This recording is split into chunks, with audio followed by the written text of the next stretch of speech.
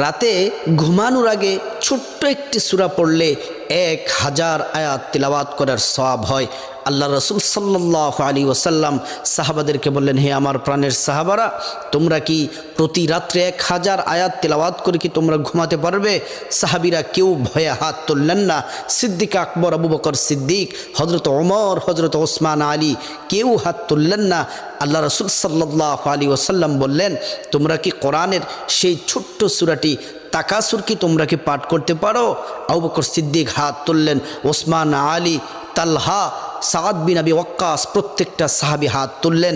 আল্লাহ রাসূল বললেন, ঘুমানোর আগে তোমরা যদি সূরাতুত তাকাসুর, আলহাকুমুত তাকাসুর হাত্তা যুরতুমুল মাকাবির, এই সূরাটি পড়ে যদি তোমরা যদি ঘুমাও, তাহলে তোমরা 1000 আয়াত তেলাওয়াত করলে যে সওয়াব হবে, এই ছোট্ট সূরাটি পড়ে ঘুমালে তোমরা তত বেশি সওয়াব পাবে। আল্লাহ তাআলা